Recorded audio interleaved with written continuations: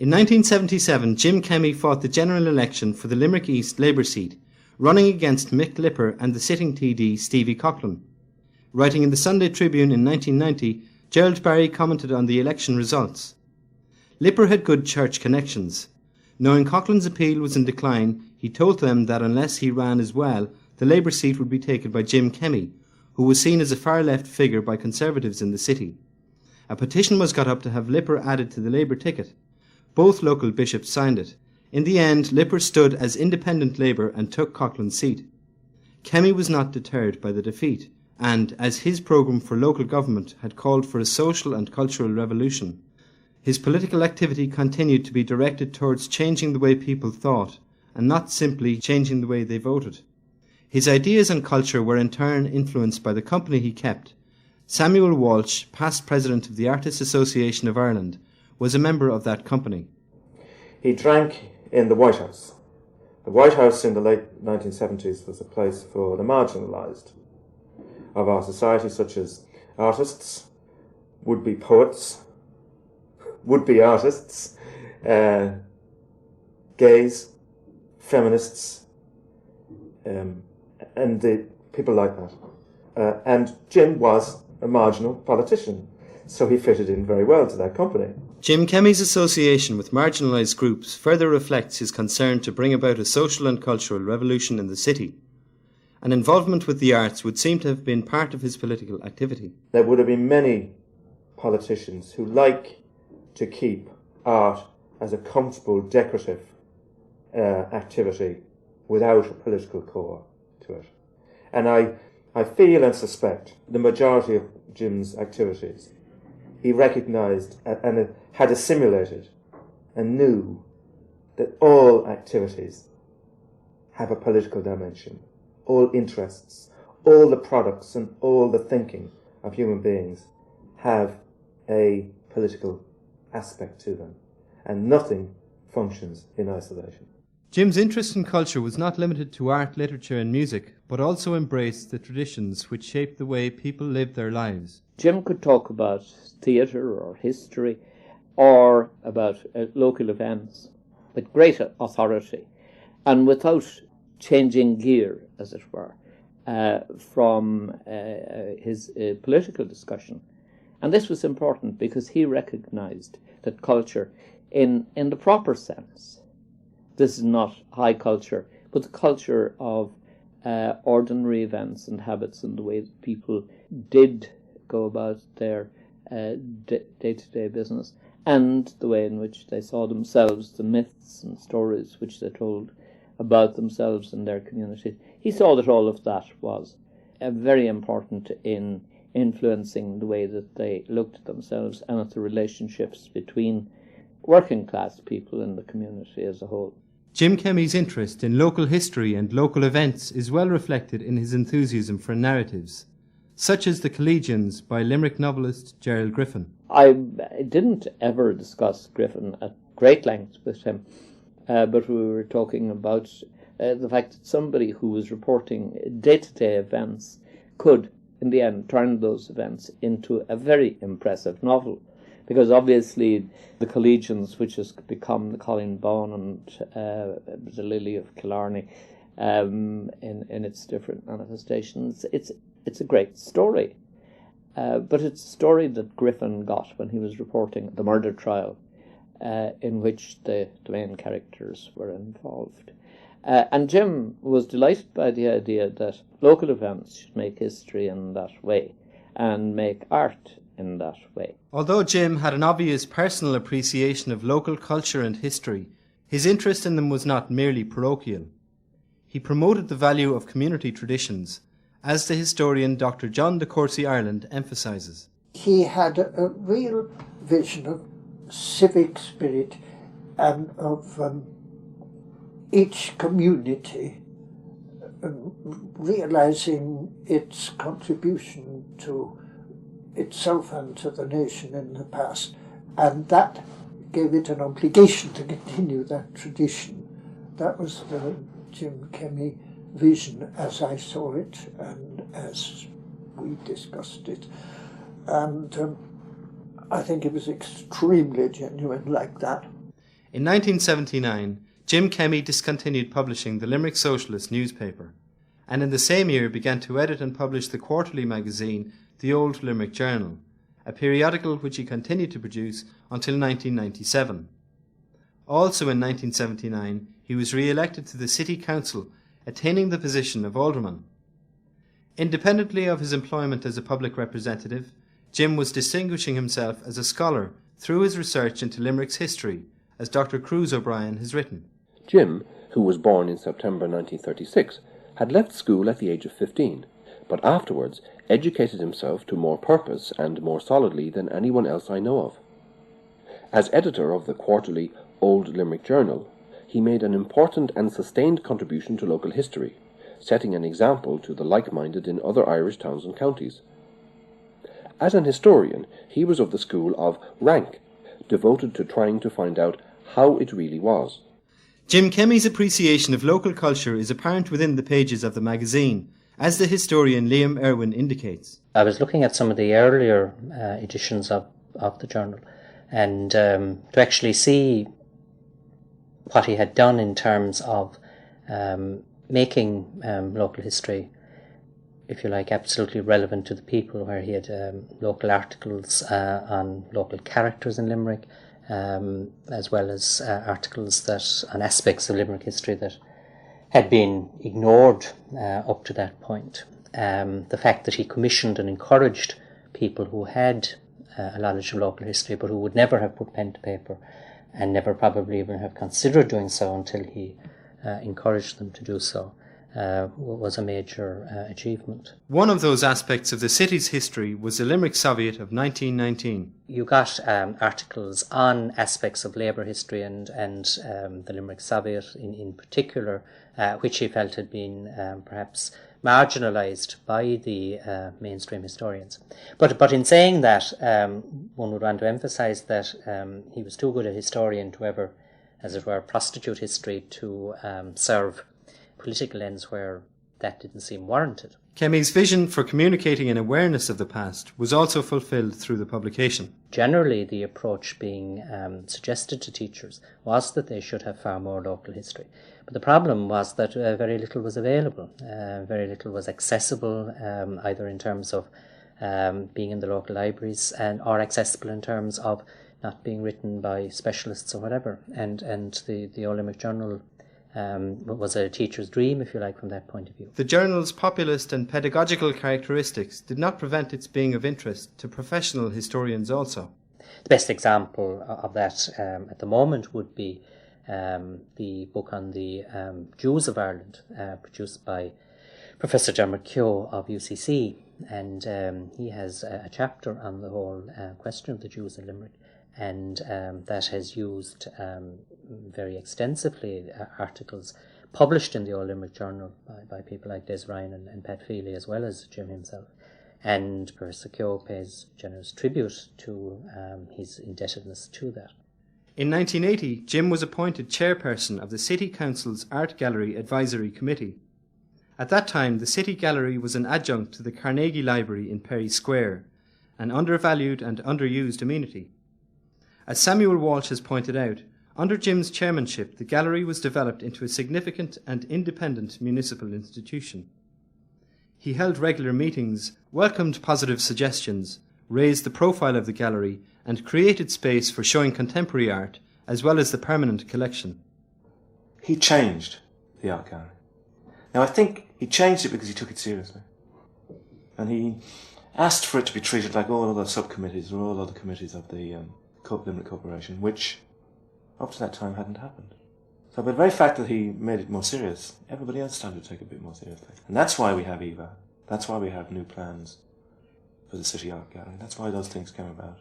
He also became chairperson of the Limerick Family Planning Clinic and of the City Council's National Monuments Advisory Committee. Jim Kemmy's involvement in local politics and culture, however, didn't replace his commitment to national issues. Having adopted the B&ICO's two-nation theory in regard to Northern Ireland in the 1970s, Kemmy continued his participation in broad-front socialist organisations. In 1980, he became a leading member of the Socialists Against Nationalism movement. Michael Mulcahy, a close friend of Jim's who worked with him for the corporation and in his election campaigns, recalls the straightforward logic of Kemmy's position on Northern Ireland. He said, can you bomb a million Protestants into submission? His lack of sympathy for the Republican cause and the courage of his own convictions became clearer still during the H-Block hunger strikes of 1981. Jim said at the time, when he was asked a question about the hunger strike, Jim Kemmy said, why not feed the hungry? They have no options when they are hungry. Hunger strikers have the option of getting food. So I've been associated with him. I got 14 calls one night on the phone to say I was going to be shot. Neither his supporters nor Jim, however, were daunted by the threats. The causes he adopted and fought for in Limerick in the 1970s, he continued to uphold on the national stage during the 80s. He was elected to the Dáil as an independent candidate in June of 1981, defeating the Labour Party's two contenders, Mick Lipper and Frank Prendergast. And there he continued the campaign for the amendment of the constitutional claim to Northern Ireland. His stance was rejected by other left-wing TDs, and Jim found himself isolated by Dáil deputies from all parties. Every other political party in Ireland would have denounced Jim and caricatured him and abused his personality by denouncing him as a West Briton for that very reason, for stating that political position. Every other party, from Fianna Fáil to Fine Gael to Labour to the Workers' Party, all criticised and denounced Jim for taking that position when he was first elected to the Dáil in 1981. Despite this opposition, Jim continued to hold his ground with some hope of success. His support was crucial to the life of that government, as Mark Brenock writes.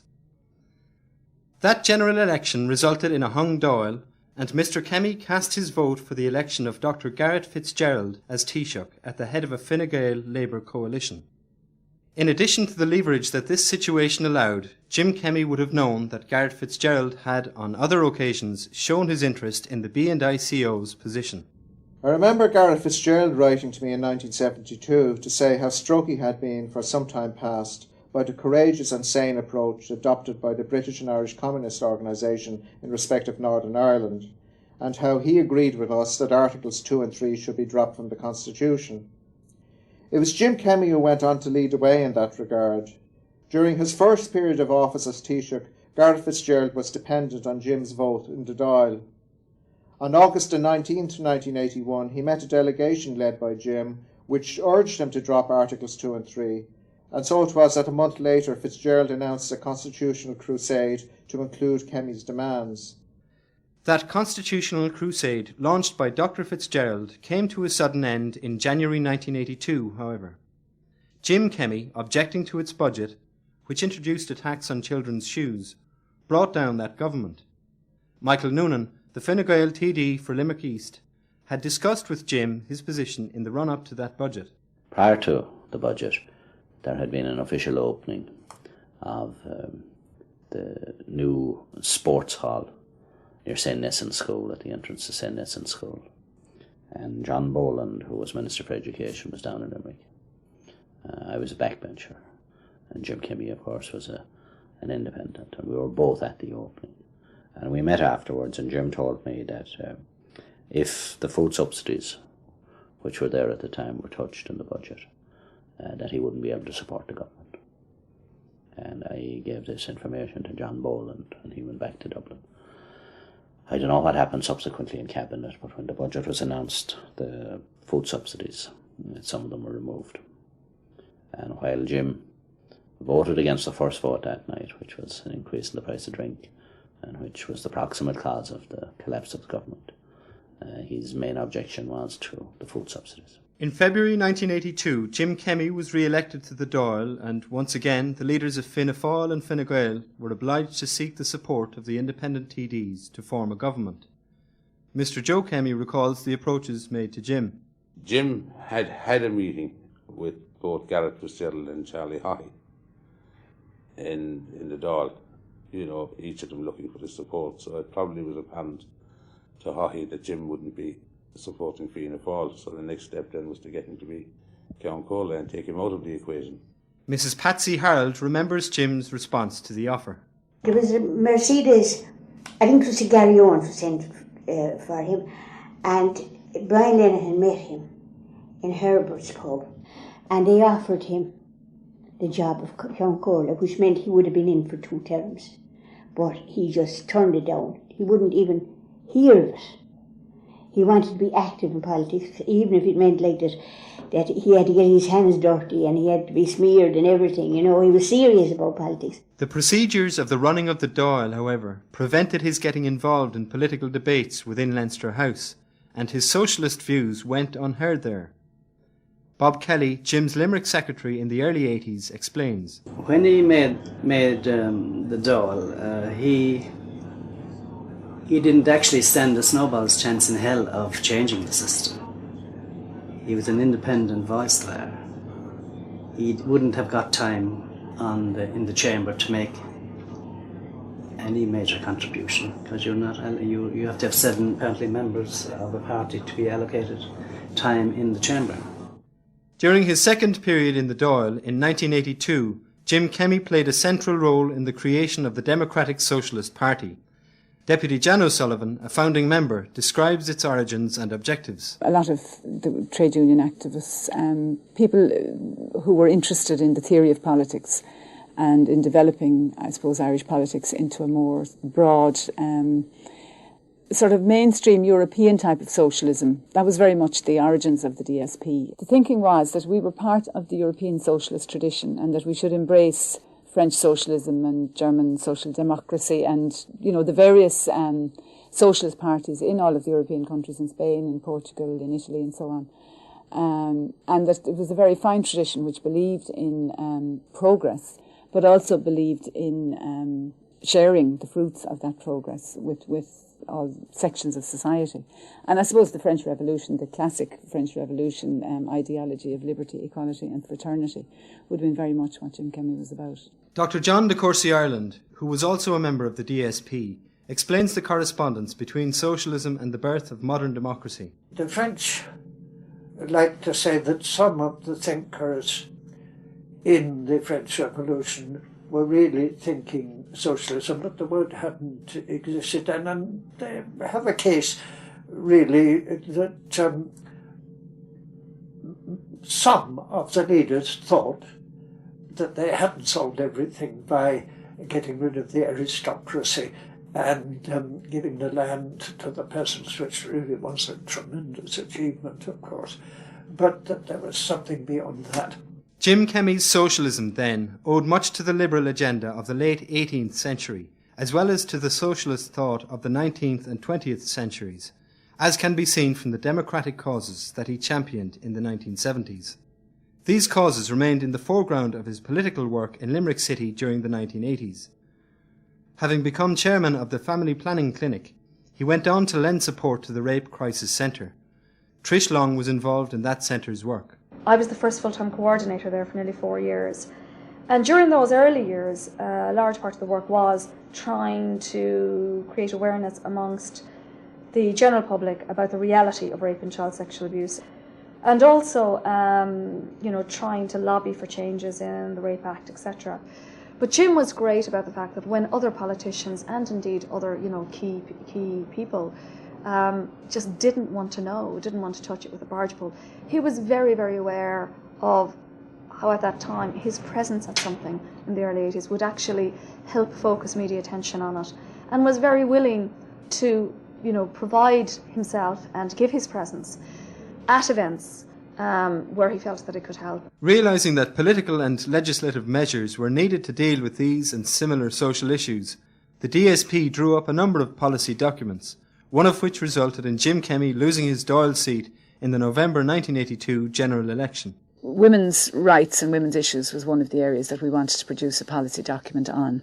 So some members of the party formulated policies which were then put to annual conference of the party. And one of those policies was in relation to abortion, because it was felt at the time that we couldn't just pretend that the issue didn't exist. There were thousands of women going to England having abortions in England without anybody knowing, without any kind of advice, and without any kind of support or backup. So we felt that it was necessary to say something about it. So the policy document that was produced and that was subsequently adopted by the party basically said that the DSP was totally opposed to indiscriminate abortion, but would consider it a solution. 1, where a woman's life is endangered by pregnancy; 2, where pregnancy has resulted from rape or incest; and 3, to the terrible problems of congenital abnormality of the fetus, which makes survival outside the womb impossible. The DSP confirms its view that this is a perfectly moral position to uphold in a pluralist Irish society. Now, that position was adopted in 1982 by the party. I'm not sure whether Jim actually supported it personally or not, but he was a Democrat. The DSP's policy was developed in the year that the pro-life lobby was campaigning for stricter legislative restrictions on abortion. Their policy drew the DSP and Jim Kemmy into the centre of the controversy, as Mark Brenock writes. Shortly after Fianna Fáil and Fine Gael had agreed to the anti-abortion lobby's demands for an anti-abortion constitutional amendment, Mr. Kemmy became active in the anti-amendment campaign. It was the beginning of his most celebrated struggle against forces he had opposed all his life.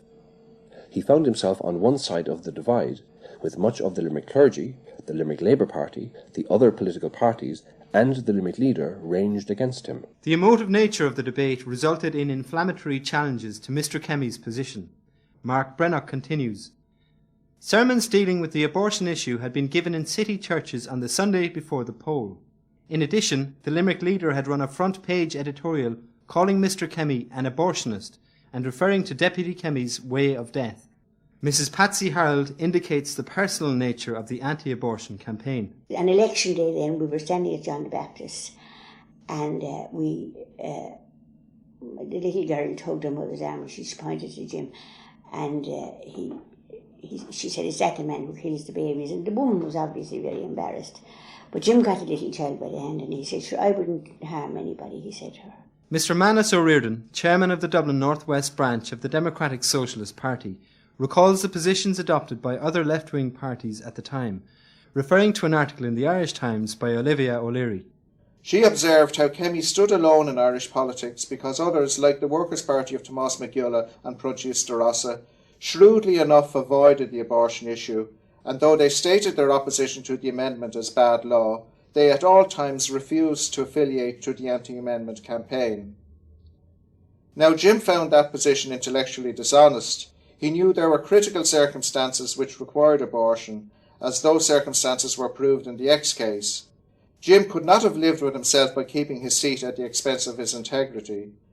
Reflecting on his electoral defeat in an article in the Irish Times in December 1982, Jim Kemmy wrote, "It has been said that politics and poetry do not mix. I disagree. Through the years I have found that poetry has proved a useful antidote to electoral victories and defeats. When I win, I seek out a poem to help me keep my feet on the ground and to remind me of the impermanence of man's condition. I reach for Limerick Town by John Francis O'Donnell. The last lines tell of the inevitable fate of most of us and are guaranteed to have a sobering effect on even the headiest of political victories. Do I chafe at the transition? Philip, 'tis the common lot. Do your duty, live your lifetime, say your prayers and be forgot." This week I have been reading John Francis O'Donnell for a very different reason. His verse has helped to soothe the pain of past defeats and has given me courage to continue the struggle. And once again I was not disappointed. The poet's work continues to give me a fascinating perspective on Limerick and its people. It was Limerick and its people that Jim lived for, as novelist Jerry O'Neill explains. He never drove anywhere. Even if I had a car in and he'd say, "Meet me down at the town hall," so we'd go down, meet him at the town hall. "Come on, we'll go for a walk." So I'd say, "Well, I have a car here." No, we won't. Jim would walk. He must have walked every day. He must have walked miles. And so, "Hello," some people, "Hello, Jim." "Hello, Mick." Or I said, "Hello, Mr." Other people would call him Mr. Kemmy. People would come over and say, "Oh, by the way, Mr. Kemmy, thank you very much." Some little turn there. I said he was constituency. He looked after his people. And so when he gave me the history of street literature, well, that was Jim. The streets were Jim's domain. That was where he met his people and watched them. Having lost his Dáil seat in the November elections to the Labour Party candidate Frank Prendergast, all of that was changed. He had resigned from his employment as stonemason with Limerick Corporation on being elected TD in 1981, and rather than resume his work in construction, which would have effectively signalled an end to his career in national politics, Jim committed himself to the task of rebuilding his electoral base, with the help of his brother Joe. Perseverance was called for. I sat in that office with him for 3 weeks and nobody showed up. But they came back gradually. And he worked night and day he was determined he was going to get his seat back. Rather than dwelling on the causes of his electoral defeat, Jim Kemmy's attitude was conciliatory. Mr. Michael Mulcahy's anecdote illustrates. Once Jim told me that he met Bishop Noonan one Christmas week outside the Augustinian Church here in O'Connell Street in Limerick. They exchanged seasonal greetings. The Bishop mentioned to Jim that he had mislaid 2 of the old Limerick journals, of which he was an avid reader, and later a contributor. Apparently he found them, but he asked Jim, would he have given him 2 back issues, and Jim got them. Certainly, said Jim. I would indeed, Bishop. I am not a bit vindictive. Although no longer working in Leinster House, Jim Kemmy remained active in national politics, especially on the issue of the political status of Northern Ireland. He found common ground with the then Senator Mary Robinson in objecting to the Anglo-Irish Agreement. When Garda Fitzgerald was Taoiseach for the second time, there was no Kemmy in the Dáil, and in 1985 Garrett signed another Anglo-Irish agreement over the heads of the people of Northern Ireland and without any commitment to amend Articles 2 and 3. It was this agreement, jointly negotiated by Taoiseach Dick Spring, which forced Senator Mary Robinson to resign from the Labour Party in November 1985 and afterwards accept Jim Kemmy's invitation to share the platform with him at a DSP public meeting which he had convened to protest against the anti-democratic character of that agreement. Jim Kemmy remained active as a council member in his native city. In the mid-1980s, Limerick began to undergo a radical material transformation. The incentives for redevelopment provided for by the Urban Renewal Acts of the 1980s were maximised by the City Council, resulting in a quick and dramatic improvement in the city's appearance. The corporation's former senior architect, Jim Barrett, relates. There was a huge metamorphosis. I mean, the city changed very dramatically. And I think that for somebody like Kemmy to be around at that time and to be able to see this change, it all happens so very quickly compared to places like Dublin or elsewhere, where there's a much slower process of things changing. But in the case of Limerick, I think Kemmy was there with his strength at a time when it did a huge set of gymnastics and changed, looked back towards the river, open parks, the riverside walkways, new trees coming in. The city's transformation was the result of the cooperation of the City Council, City Manager Tom Rice, Jim Barrett and others. Jim Kemmy, who in many ways acted as a catalyst in Limerick's renewal, would not have taken credit for the developments. He was a very good team player. I mean, he in fairness, as a politician, he didn't sort of hug the limelight. He wouldn't have rushed off to the papers with sort of fresh statements about any particular project that was taking off. Very much behind the scenes man, making sure it happened. He was hugely persuasive, even across political lines within the council. And once Jim was in behind it, you felt then that the council were generally going to weigh in as well. Jim Kemmy's continued political work at national and regional levels resulted in his return to the Dáil in 1987 as a Democratic Socialist Party member. Having regained his Dáil seat and being aware of the limited impact made on Dáil politics by small parties, Jim dedicated himself to the goal of unifying the left. Writing in the Sunday Tribune in May 1990, Gerald Barry states, "Since Kemmy's return to the national political stage, he consistently sought greater unity of the left and acted as a bridge between the Labour and workers' parties. He was scornful of the combined left's weak Dáil position and lack of political clout. Under Jim Kemmy's leadership, the Democratic Socialist Party merged with the Labour Party on May Day of 1990. Deputy Jan O'Sullivan sketches Jim's commitment to the unity of the left previous to the merger. Jim was in favour of political unity on the left, despite the fact, I suppose, that he was in the Labour Party, left it, formed another party and then came back to it again. I think he came back to it again, basically, because he did believe in unity of the left. And when the DSP was in existence, Jim set up a number of situations where he tried to bring the Labour Party, the Democratic Socialist Party, Democratic Left, who I think were probably under a different title at the time. I think it was probably the Workers' Party at the time. And other left-thinking individuals together to form a broadly based left-wing organisation or party in Ireland. And he believed in that right throughout his life. Speaking in an interview in January of 1990, Jim approached the question from the point of view of representing people, comparing the situation in Ireland with that in Europe generally. In the case of Labour Party and myself, every country in the world should have a strong Labour movement to defend and advance the rights of the ordinary people. In my own case, I was believing that Ireland is the most fragmented and weakest left-wing movement in Europe. Until some steps are taken to correct that and bring about some harmony and unity in the left, we will continue to be weak and driven by disputes. In the case of our own dialogue or discussions with Labour at present taking place, but that's easily explained. Labour invited us to have some talks with them, with the idea of possible merger. Labour has become more independent, more resourceful, more socialist party. There's a great deal of goodwill towards the idea of left-wing unity out there by trade unionists and ordinary progressive people and liberal people in our society. It's response to that kind of feeling that we are meeting now. The price that Jim Kemmy had to pay for the merger included aligning his views on the national question with the very different views held by the Labour Party. Whatever his own convictions were, he had to be seen to toe the Labour Party line. Dr. Cruz O'Brien writes, "Now, while I was on the way out of the Labour Party, Jim Kemmy was on his way back in, and this was at a time when the reconversion of the Labour Party to traditional nationalism was advancing fast. As soon as Dick Spring became leader of the Labour Party, he moved decisively to eliminate anti-national tendencies. The most important thing was to water down Labour's commitment to amend Articles 2 and 3. Labour's position became, in practice, identical to Fianna Fáil's position. Possibly anticipating these difficulties lying ahead, Jim Kemmy in January of 1990 was pragmatic and reflective in considering his achievements up to that time. There's been losses and gains in my life, so it's pointless having regrets about anything that might have been. Wishful thinking is something we can indulge in and daydream about, but it won't get you very far in life.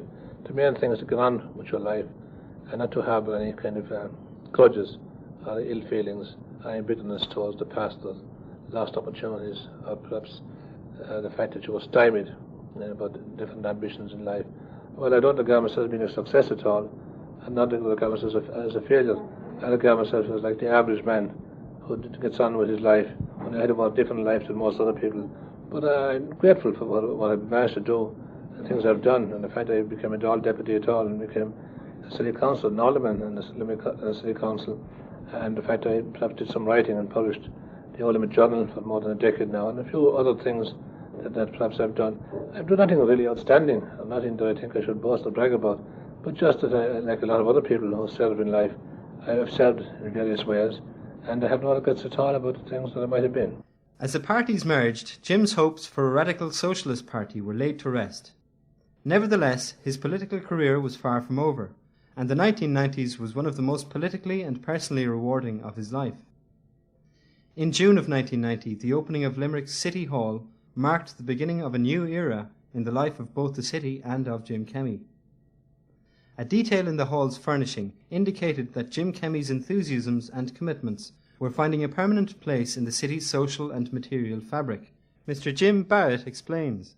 In the hallway of civic offices there are busts, two busts by Seamus Murphy, and at some stage I think we'd said we'd like to get those. He knew of their existence, and off down to Cork to meet Maria, Seamus's widow, and made a point of buying them off her and getting them up, and small elements like that.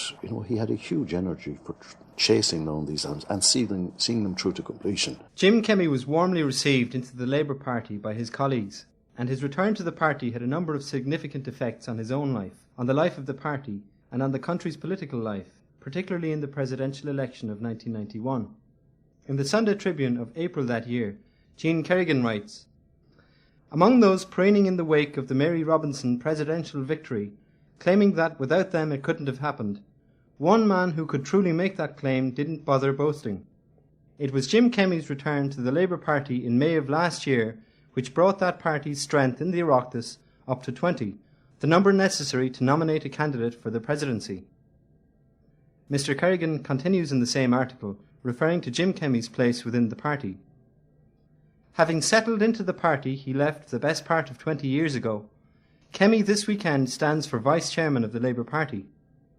Always taking the long view, Kemmy sees the development of his position as just another stage in the gradual advance, not of an individual, but of a point of view.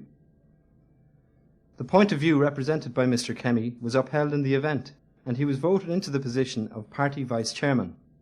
Another role he assumed, that of revitalising the Labour Party in Limerick and Clare, also met with success when he led the party into a dominant position in City Hall during the 1991 local elections. Jim Kemmy was unanimously elected Mayor of Limerick City in July of that year. One of Mr. Kemmy's first gestures as Mayor was to promote the welfare of the community, as Mark Brennock writes.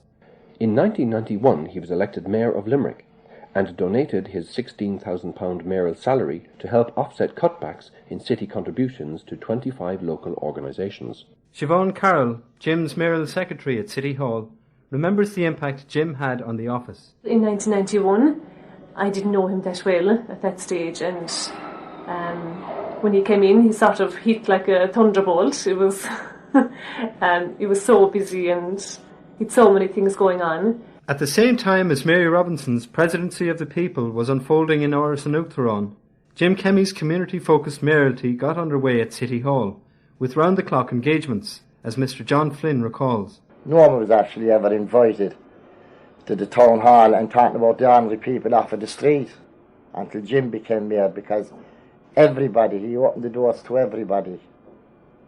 And as you can see now at the present day, the mayors down there now at the moment they're opening up the town hall. It was always at that place. It sparkled at 2 o'clock in the morning because Jim was down there, you know. Mr. Anthony Hickey, chairman of the Limerick City Darts Organisation, was one of the many people honoured during Jim Kemmy's mayoralty. I think like that a lot of the mayors down through the years have followed rugby and everything else. And it's like everything else, you know, that's where the crowds are. And I suppose politics being what it is today, you go with the crowd and you'll pick up the extra votes and you're a great guy and clap me on the back, didn't I give him a big reception? Whereas if you give a reception for a dark crowd or a smaller group or whatever it is, you're not getting the same profile. 1991 was the year that we put a selection of 20 players together, and from that we won the Munster Championship, first time ever. And we went on that year and we lifted the All-Ireland. Jim Kemmy, Mercenary, he was mayor that particular year, and he gave us a civic reception blow, which was marvellous because we were joining all the other people that had been there before us, and it was great to get that honour. Jim, I believe, he was the champion of the people, but he was also the champion of, we'll say, sports people in general. No matter if you had a dozen in the club, Jim would always be there. You know, that was great, you know. Another of Mr. Kemmy's responsibilities as first citizen was to represent the city and its people to the wider world, a task he undertook with characteristic informality and humour. Martin Burns and Gillian Devlin record in the Limerick Leader the following incidents from Jim's first term as mayor. A good friend recently reminisced about Jim Kemmy's unique charisma and ability to motivate people. He told the following story to illustrate Kemmy's singular qualities. In 1991, the year of Treaty 300, a group of British journalists were on a tour of Ireland. Bord Fáilte were very concerned about their visit to Limerick. It was feared that the Treaty 300 celebrations might give the impression that the people were celebrating the Catholics beating the Protestants in bloody battles, said the friend. Jim Kemmy, as mayor at the time, was repeatedly warned that he should ensure the journalists got a positive image of Limerick. But he didn't have to be told. A briefing for the journalists was arranged at City Hall for 8 a.m. The previous night, a social function had turned into a heavy session, and the journalists were feeling a little worse for wear. They arrived at City Hall and were introduced to a burly stonemason as city mayor. Robert Graves, author, lived here. Siegfried Sassoon, poet, lived there. Christopher Isherwood, author, also lived here in Limerick, were Kemmy's opening words. The journalists sat up with open ears. Suddenly they were wide awake and he had their attention. Another group of visitors might not have been so interested, but Kemmy knew that British journalists would be fascinated to hear about 3 British writers who had lived in Limerick.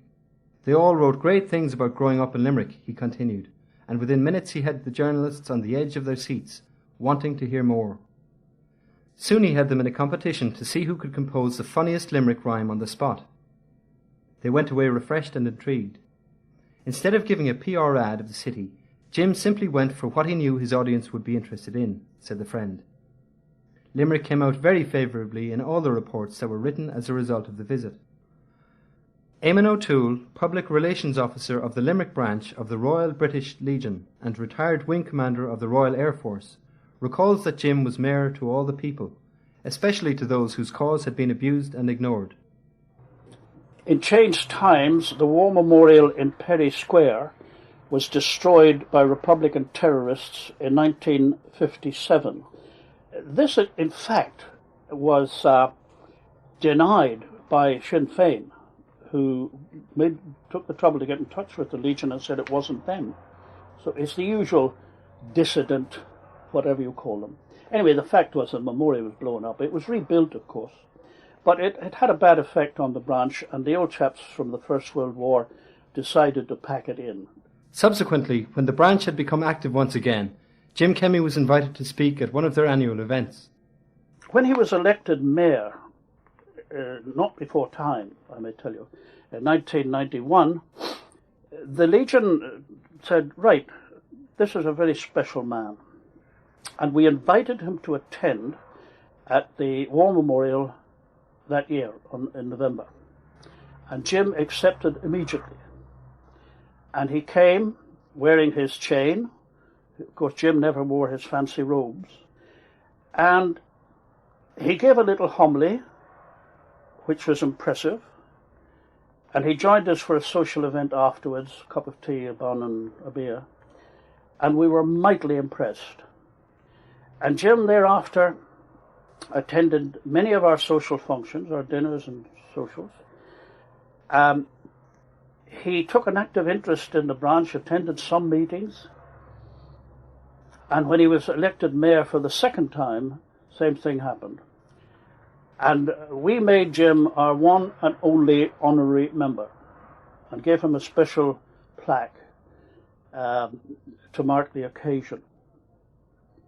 Now, all that might seem sort of mundane, but in fact it was very remarkable because after some research we discovered that he was the first mayor of Limerick ever to attend at the War Memorial on Remembrance Day in his official capacity, representing, as he does, all the people of Limerick. Now this was tremendously important, because after all, there were about 350 men from Limerick were killed in the First World War. I mean, 350 from a relatively small town. The Munster Fusiliers was the local regiment which gained great glory. And for one reason or another, principally political correctness, these men had become non-persons. Well, Jim corrected that. Also in 1991, Mr. Kemmy became the Labour Party spokesperson on transport, and when the general election of 1992 resulted in a record number of Dáil seats for the Labour Party, it seemed likely that he would be given a ministerial position within the incoming Fianna Fáil Labour coalition government. As it turned out, however, Mr. Kemmy was chosen for neither ministry nor junior ministry positions. The reason for his omission from cabinet is unclear. Fergus Finlay, advisor to Dick Spring, who was leader of the Labour Party at the time, writes in his political memoir Snakes and Ladders that, due to Jim Kemmy's popularity and his national profile, the newspapers in the run-up to the announcement of the cabinet had tipped him for a cabinet position. Jim, believing that the speculation in the papers was based on a leak from the cabinet negotiations, understood that his place in the cabinet had already been secured, and therefore did not approach Dick Spring to make a case for himself. That said, it is not certain that even if he had approached the party leader, he would have been considered for a ministerial office. In any case, whatever disappointment Jim experienced as a result of his omission was short-lived. Shortly after the announcement of the cabinet, Jim Kemmy was elected chairperson of the National Labour Party.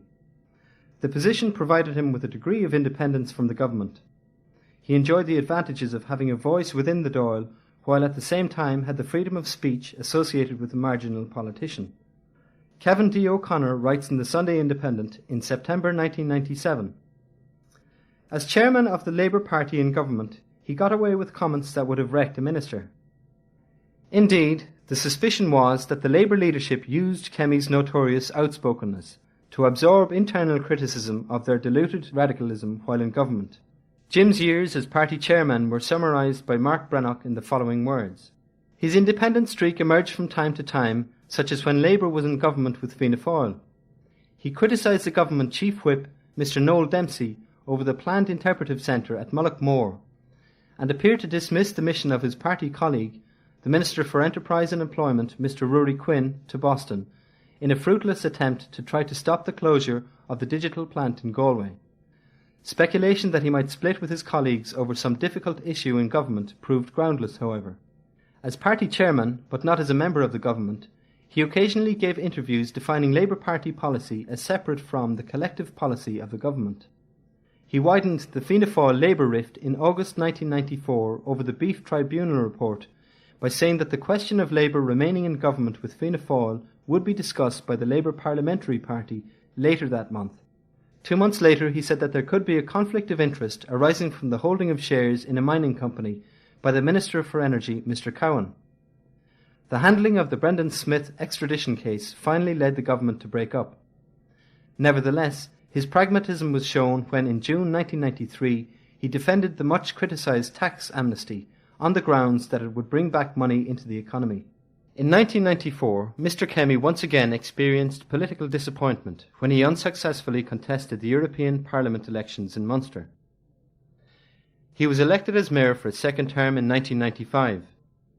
In addition to his Dáil work and his National Labour Party responsibilities, his mayoral duties, the continued chairmanship of the local committees and public bodies, and the editorship of the Old Limerick Journal, he remained secretary at the Building and Allied Trade Union.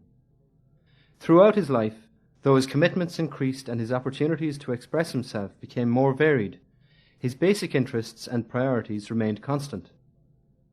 His national profile and recognition didn't cause Jim Kemmy to forget the hardship of his youth, or the circumstances that led him to get involved in politics in the first instance, but he was grateful for the social changes that he witnessed since that time. Miss Trish Long, PRO at the Belltable Arts Centre for many years, remembers Mr Kemmy's opening speeches at cultural events. When I started in the Belltable, I was given the task of developing audiences, not just increasing audiences, but widening audiences and bringing in groups who normally would not see the Belltable as a place that they would have felt comfortable in. And Jim was very, very supportive of that. He spoke at many events for us, launched many. I remember one exhibition of Tom Short's that he launched, a great collection of photographs. Another time, a great play that I had worked very, very hard on called Joyriders. Jim, would often launch those types of things for us and was just the perfect person to do that because he was able to talk about his own sense of being excluded when he was younger and relate it to, I would have thought that this wasn't for the likes of me, I know exactly how you're feeling kind of thing, without being patronising because he was still so attuned to how he'd felt growing up. While he had spent the greater part of his life and energy in advocating, promoting and, where necessary, fighting for those social changes, Jim Kemmy's attention would appear not to have been on political change for its own sake. Whether dealing with the arts or politics or history, Jim Kemmy seems to have been most interested in the everyday human struggles of others, and not in power or prestige or political ideology, as Mr Jerry O'Neill suggests. Jim, rather than seeing history in a big, broad context, which is also a pale grey in colour, he saw people, a movement of people. And it wasn't just the people in Limerick and the environs of Limerick or the whole world. He saw them all in context. If he was reading about Bosnia or this and that and the other, he wasn't thinking about it. He was thinking about the people and the hardship. Because he was a great humanist. That he was mayor to all of the people and was recognised by all as their representative is clear from one unexpected honour accorded to Jim. Mr John Flynn, who chauffeured Jim while mayor, recollects. I was often with Jim and we'd meet the ladies of the night. We sat to meet the ladies of the night, and we'd be talking to them. And I remember one particular person made him a little presentation. The girls of the night, they made him a presentation when he was mayor. During the same term, and as if to confirm the recognition of Jim's stand on behalf of the marginalised, he was honoured by the nation of Israel. In a piece entitled Israelis Award Kemmy Medal of the City, Arthur Quinlan writes in the Irish Times of August 1995, "The Mayor of Limerick and Labour Party Chairman Mr Jim Kemmy has become one of the first public officials to be presented with the new Medal of the City of Jerusalem. It was presented at a ceremony in City Hall yesterday by Mr G. Gavay, the first resident Israeli ambassador to Ireland. He said he admired Mr Kemmy's work as a public representative. The medal, he added, had been struck to mark the 3000th anniversary next year of the foundation of the City of Jerusalem. He said that he was aware that Limerick would be celebrating the 8th centenary of its becoming a chartered city the following year. The ambassador first met Mr Kemmy in April at the Labour Party annual conference in the University of Limerick. On that occasion, Mr Kemmy had given him the background to the history of the Jews in Limerick and said how he had sought to have the old Jewish cemetery at Kilmurray outside Limerick restored by the council.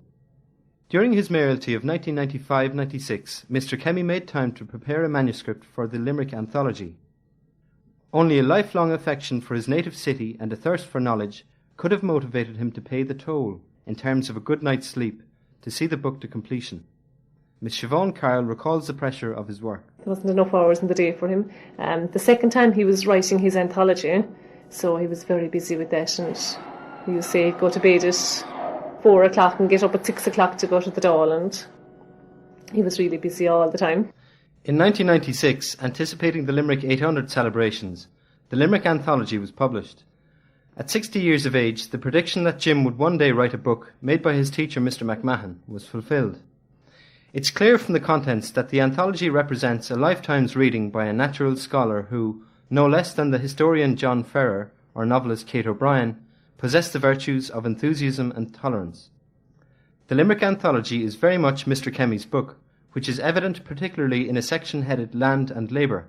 Here, articles from The Bottom Dog, predecessor of Jim's Limerick Socialist magazine, and extracts from John Francis O'Donnell's poem Limerick Town are found, along with an essay by Jim on the Limerick Soviet and a passage from Seamus Murphy's Stone Mad, all of them representing significant influences on his life and outlook. The entire collection is redolent of Jim's generous and freewheeling spirit, right down to the volume's final line, extracted from Peter Somerville Large's From Bantry Bay to Leitrim, A Journey in Search of O'Sullivan Beara. All done for pleasure, said the postman. During the 8th centenary of Limerick's first charter, Jim Kemmy faced into a difficult election. Ms. Margaret O'Donoghue remembers his condition at the time of the election. June the 6th was the election, and Jim was very sick coming up to that. Well, I would have known he was sick because I was here at such close proximity with him, but the media wouldn't have seen it. Mr. Anthony Hickey recalls a comment made by Jim at a social occasion. I'll always think about what he said at the particular night. It was one of our functions. It was the last function he was actually at. And he said, I'm sorry I'm late tonight, he said, because I'm usually early. And this was the night of the election. And I said to him, how is the election going? He said, well, the election at the moment, he said, is not going so well. He said, at the moment, he said, I'm fighting for my life. As Mrs. Patsy Harold explains, his symptoms were at first mistakenly attributed to a recurring nasal complaint. He had this terrible nose trouble for a long time. I think that he was generally sick and he was putting down everything to the nose. And then I noticed he was getting into a car one night, and I said, what happened, Joe? And he was bending down and something cracked there. And I said, as sure as eggs, Jim, you're after cracking a rib now, you see. So he went to the doctor anyhow, and he had pains in his chest. You see, he was complaining of pains in his chest. And the doctor said, I send you to a cardiologist. And the cardiologist said, it's not your heart. He said, your blood count is in a terrible condition. In August 1997, Mr. Kemmy, who unlike many of his Labour Party colleagues managed to hold his seat in the election, was referred to the haematology unit of St. James's Hospital in Dublin for treatment of the condition of multiple myeloma. Kevin D. O'Connor writes in the Sunday Independent in September 1997 of visiting Jim in hospital. A month ago in St. James's Hospital in Dublin, Jim's enormous bulk lay spread-eagled over the bedclothes in the hospital ward. He was dressed in a tracksuit, surrounded by books, newspapers and manuscripts. He turned awkwardly from time to time, disorientated from the effects of radiation treatment. The worst thing is the lack of concentration. I find things going out of my mind minutes after I have thought them, or is it seconds, Jim observed. For someone who seemed to work 24 hours a day, the illness was a tough sentence. Even then he was copy-proofing manuscripts of 2 further books, a collection of period photographs of his native city and a second anthology of Limerick writings. Now, as ever, he moved between the 2 worlds, the inner core of knowledge and the external demands of the visitor, talking volubly about books, the history of his illness, and coming to terms with its restrictions. At first I thought I cracked a rib. I was bending over and got a severe pain. Then I couldn't straighten up. I said to Patsy, his partner, I must get a check-up. It was bad news, all right, bad news. You often think of how bad it is for someone else, but you never think it will happen to yourself. But now it has. 3 to 5 years I have, that's the prognosis. Have you ever seen these photographs of old Limerick? It will make a fantastic collection. Look across the river to Barrington's Pier. Did you ever see it like that? While there, the effects of his condition began to become apparent, and his condition deteriorated rapidly during the following weeks. His vertebrae then collapsed at the back. He was in dreadful pain. The chemotherapy had no effect. They could not treat the pain. But at that stage they knew, they told us that the tests coming up, it showed up 95% cancer and 5% blood cells or something like that, you know. So he had lost about 5 inches in 2 weeks. His backbone went. Jim Kemmy experienced periods of relief during his time in hospital, though their duration was unpredictable. His close friend, Mr. Michael Mulcahy, remembers the last occasion he and a friend visited Jim. He was in great form the same morning, and we said we'd go to the cafeteria for something to eat and come back and talk to him then. So we went on. We had our lunch in the cafeteria in James's. So we came back to the ward anyway. And Jim was in he had taken a turn for the worst. And he was in uncontrollable agonising pain. And I didn't want to see him in that state at all, like you see. So he was trying to talk to us, and he wasn't able. He hadn't the strength on that. And the pain that was, as I said, was unbearable. So I said to Jim, O'Connor, go. So we stood up anyway, and I said to Jim, look, Jim, we'll be off, I said, and I'll be up again on Sunday to see you. So he barely lifted his hand, his right hand, and he said to me, goodbye, Mixersy, and thanks for all you have done for me. And you told him, he said. He was barely able to shake my hand. So I come out and I think I know Jim was close to an end. Mr. Jim Kemmy finally developed a chest infection. He went into a coma and died peacefully in St. James's Hospital on September the 25th, 1997. The news of Jim Kemmy's death was greeted in the national media with a plethora of obituaries, tributes and appreciations. But the impact of his passing was nowhere more keenly felt than in his native city. With headlines such as Taoiseach leads tributes to Limerick City's greatest son, Limerick mourns Big Jim, and Jim's final journey, the Limerick Leader and Limerick Chronicle newspapers devoted front pages and colour spreads to honour Mr. Kemmy's life and untimely death.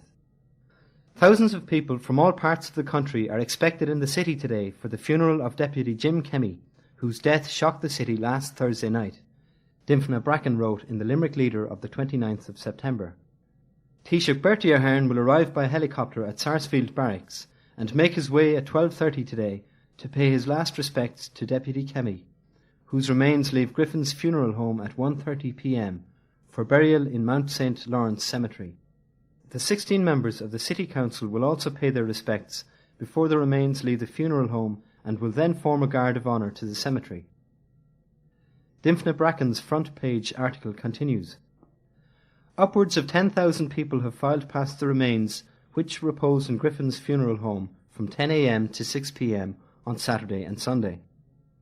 Among the sympathisers were Bishop of Limerick Donal Murray, Bishop of Killaloe William Walsh, Minister for Education Micheál Martin, Deputies Michael Collins and Eddie Wade, MEP Pat Cox, Deputy Alan Dukes, representatives of all walks of life in the city, and many people whose causes Deputy Kemmy fought for during his long and distinguished political career.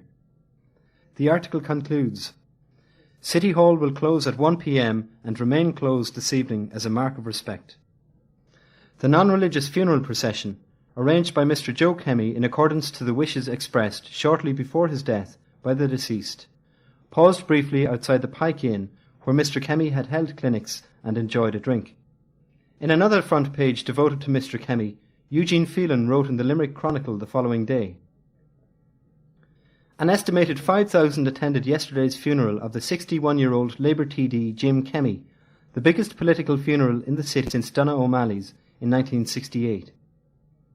Within the article, Mr. Phelan reports, His political opponents and colleagues all joined together to give Big Jim a send-off he would have been proud of. The dignitaries were led by Taoiseach Bertie Ahern and included Labour leader Dick Spring, Proinsias Rossa of DL, Nora Owen, Deputy Leader of Fine Gael, Minister of State Liz O'Donnell representing the PDs, his political colleagues in the Dáil in Limerick East and West, TDs from all over the country and his colleagues on the City Council. Mayor Councillor Frank Ledden led the tributes at the graveside with political figures from all over Ireland coming to say their last goodbye to a good friend and colleague. As thousands viewed from every vantage point, Mr. Spring said that, as Limerick broadcaster David Hanley put it over the weekend, Jim Kemmy was an extraordinary man who had the gift of being ordinary. That was very much the man we knew. What you saw was what you got from Jim Kemmy. There were no airs or graces, and he never forgot his roots in this city of Limerick, said Mr. Spring. He did not particularly believe in Manchester United.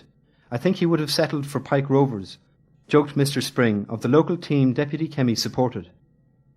He said that Jim Kemmy had played a major part in the many changes that have occurred in the city in recent times, changes for the better. Garrod O'Tuathaigh, friend and lecturer from UCG, who also spoke at the graveside at the behest of the late deputy, gave a moving account of the trade unionist, stonemason, socialist and political activist, writer and historian, parliamentarian and humanist. Jim Kemmy was by any standards a big man, big in heart and big in frame. He was a towering presence in the life of Limerick for more than 3 decades. And to many others in Ireland and elsewhere and beyond, he was very often the voice of Limerick, he stated. And Taoiseach Bertie Ahern told journalists how he met with Deputy Kemmy in hospital just 2 weeks ago. He said that burning the candle at both ends was damaging everyone's health, and told me I should undertake a review of this. So I'm thinking of taking his advice, said the Taoiseach. One of Mr. Kemmy's favourite pieces of music, Beautiful Dreamer, composed by Stephen Foster and sung by Thomas Hampson, was played during the burial, and 2 of his best-loved poems were recited, Do Not Go Gentle Into the Still Night by Dylan Thomas, and Desmond O'Grady's Homecoming. Of all the tributes paid to Mr. Kemmy, 3 unforeseen incidents might have meant most to him. The first is related by Mrs. Joan Hartnett. When he was laid out in the mortuary for the 3 days, which was the undertaker's suggestion, Tramp came into the funeral parlour. He'd be a well-known character around Limerick. He wears a tall hat and he has dogs, 2 dogs. He's a wino. And he was put out each time he came in, but he pinned a medal. I didn't pin it, he laid it on Jim's chest, and he was ushered out because, you know, the smell was unbelievable. He sleeps rough, this guy. But anyway, he came in again and he was sort of talking to the remains and rubbing Jim's face and all this. And he came in the 3rd time and he had a mass card, and he put it in the basket. So Eileen Kennelly, a friend of Jim's, went out and said to him, what kind of a medal was that you put on? He said, I don't know, but it was a holy medal, and a holy effing medal anyway, he said.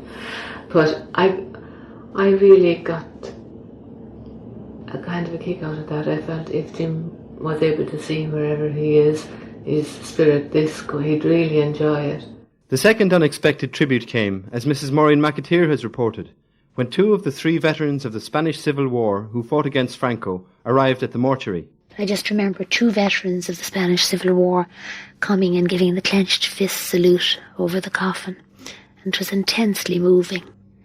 2 very elderly men who had made the long journey in both cases. Finally, the Boher Boy Band paid their final respects at the burial, as Mr. Pat Phelan states. So one of the lads, he played the last post obvious. And that was our tribute to him, you know, richly deserved.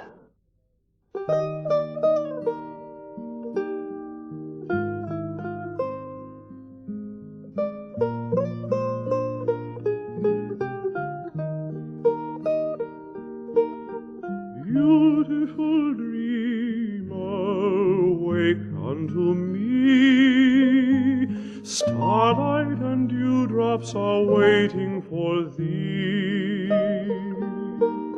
Sounds of the rude world heard in the day, lulled by the moonlight, have all passed away. Beautiful dreamer, queen of my song, list while I woo thee with soft melody. Gone are the cares of life's busy throng. Beautiful dreamer, awake unto me.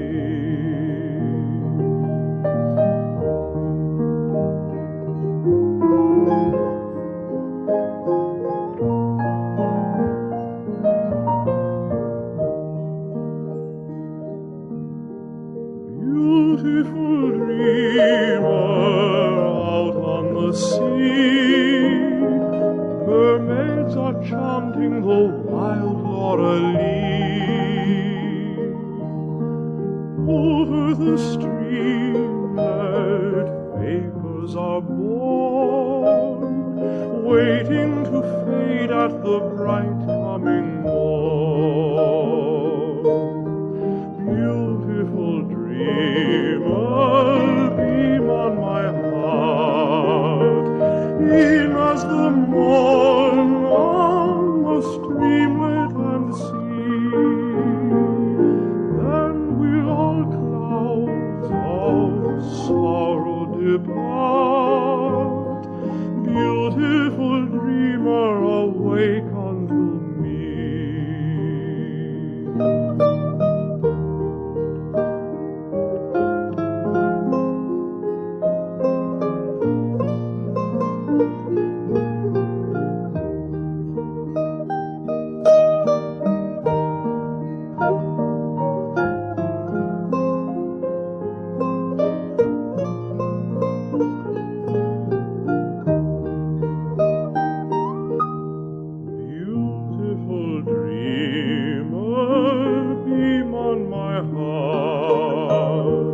E'en as the morn on the streamlet and sea, and will all clouds of sorrow depart.